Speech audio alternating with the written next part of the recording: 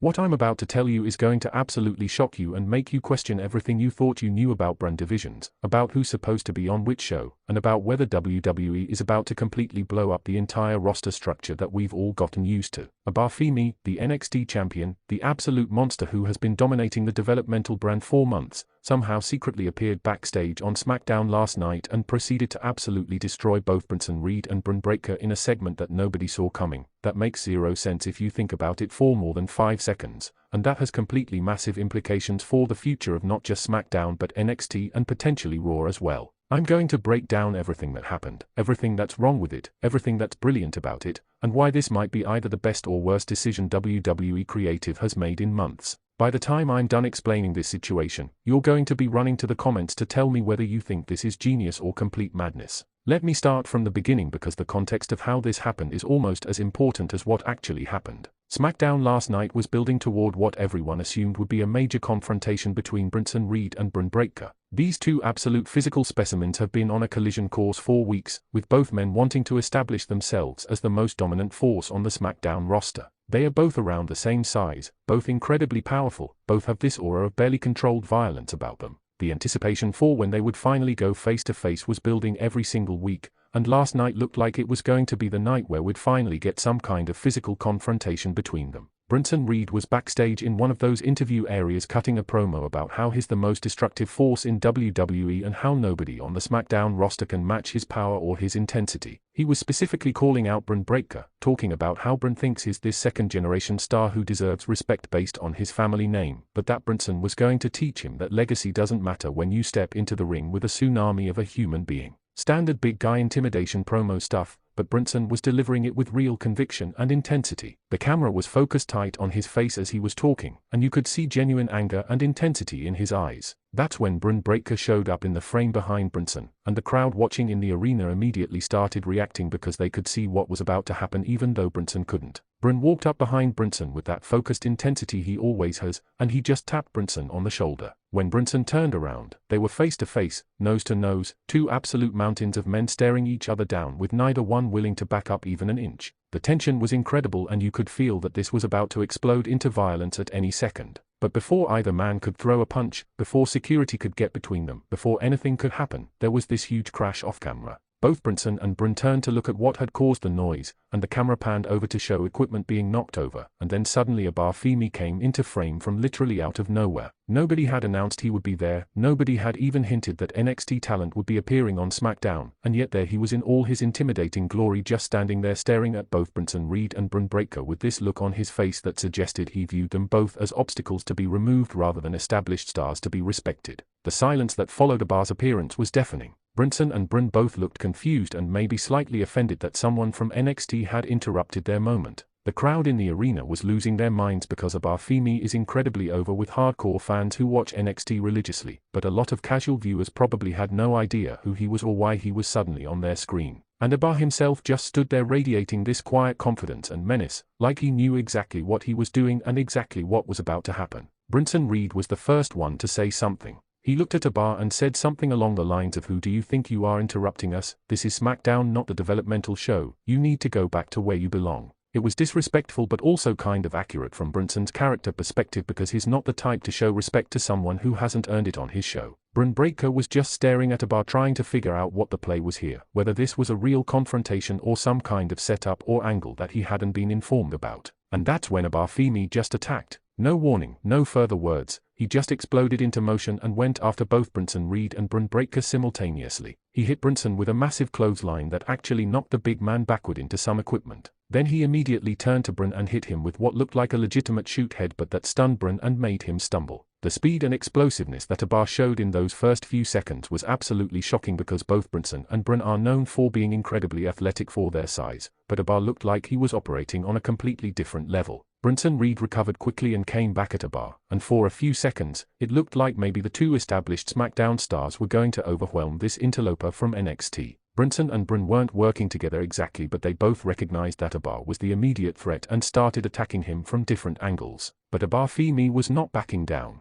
He was absorbing shots from both men and firing back with strikes of his own that looked absolutely brutal. At one point, he grabbed Bronson Reed, this man who weighs probably 300 pounds, and just threw him into a wall with such force that you could hear the impact throughout the backstage area. Bron Breakker tried to take advantage while Bar was focused on Bronson, and he hit Bar from behind with a forearm to the back of the head that would have dropped most people. But Bar just turned around slowly and stared at Bron with this look that basically said, "You're going to regret that." Then Bar grabbed Bron and hit him with what can only be described as a modified power slam that drove Bron straight through a table that happened to be nearby. The table absolutely exploded on impact and Bron was left lying in the wreckage looking like he had no idea what had just hit him. Bronson Reed was back up by this point and he was clearly angry because nobody makes Bronson look weak, nobody throws him around, and nobody comes onto his show and disrespects him like this. Bronson charged at Bar with everything he had, and they collided in the middle of this backstage area with a sound that was like two trucks crashing into each other. For a moment, it looked like Bronson's momentum might carry the day, but Bar somehow managed to stop Bronson's charge, lift him up, and hit him with what looked like his finishing move from NXT. Bronson went down hard and wasn't getting back up quickly. The really shocking part was what happened next. Femi wasn't done.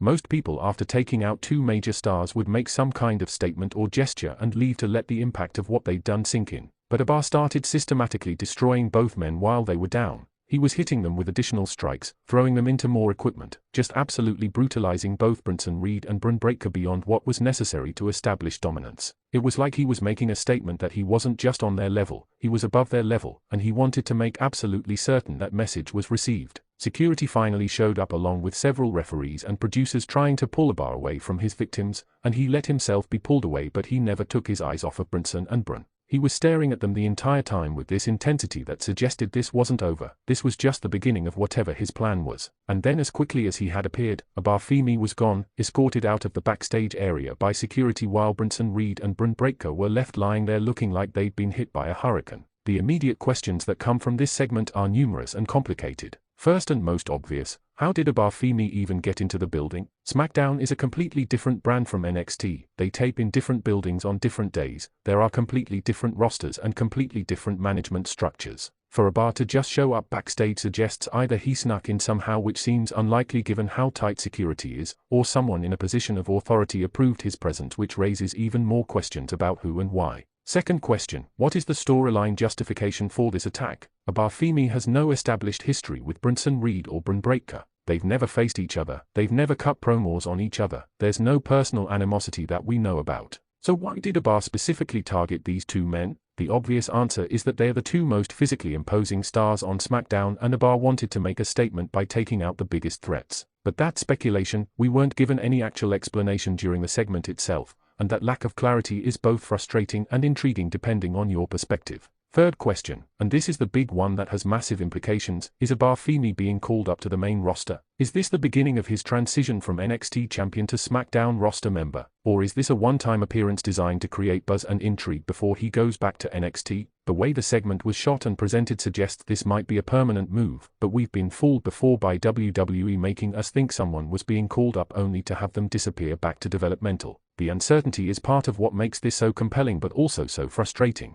Let's talk about Femi as a performer and why him appearing on SmackDown is such a big deal. Bar has been absolutely dominant in NXT 4 months now. He's the NXT champion and his reign has been characterized by him just destroying everyone put in front of him with minimal effort. He's incredibly strong, deceptively fast for his size, has a great look, and carries himself with this quiet confidence that makes him seem like a legitimate star rather than just another prospect. The NXT audience loves him, and there's been speculation for weeks about when he would make the jump to Raw or SmackDown because it feels like he's outgrown the developmental brand. But the timing of this appearance is interesting because Bar still has the NXT championship. Typically when someone gets called up from NXT, they either drop their title first or they vacate it. The fact that Bar apparently still has the belt while appearing on SmackDown suggests either this is temporary or WWE is doing something different with how they are handling the transition. Maybe Bar will defend the NXT title while also competing on SmackDown. Maybe he'll be forced to vacate it soon. Maybe this whole appearance was unsanctioned and he's going to face consequences for leaving his brand without permission.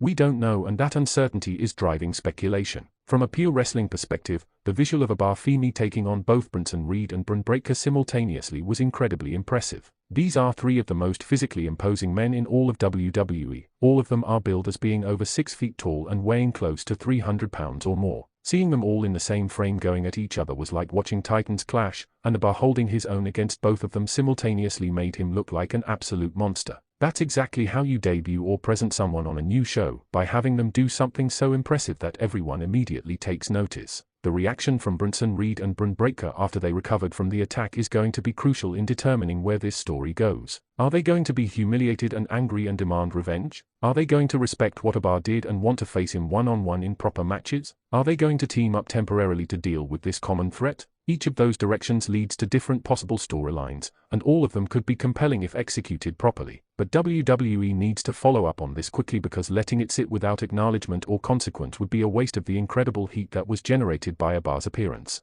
There's also the question of how NXT management responds to their champion appearing on another brand without apparent permission or authorization. Shawn Michaels is in charge of NXT and he's always been protective of his talent and his brand. Is he going to be angry that Abar went rogue and appeared on Smackdown? Is he going to demand that Smackdown management send Abar back? Or was this whole thing coordinated between the brands and we're going to find out that there was actually approval for this to happen? The interbrand politics that could come from this situation add another layer of potential storytelling. What's particularly frustrating about this segment from certain perspectives is that we didn't get any real answers or explanations. Abar appeared, he destroyed two major stars, and then he left without saying a word. No promo explaining his motivations, no statement of intent, no clarification about what he wants or what he's doing on SmackDown. Now you could argue that the mystery is part of what makes this compelling, that not explaining everything immediately creates intrigue and makes people tune in next week to find out more. But you could also argue that providing at least some context would have made the segment more satisfying and less confusing for viewers who don't follow NXT and have no idea who Abar Femi is. The production and presentation of this attack deserve specific mention because it was shot and edited in a way that really enhanced the impact. The camera work was frenetic and handheld during the brawl itself,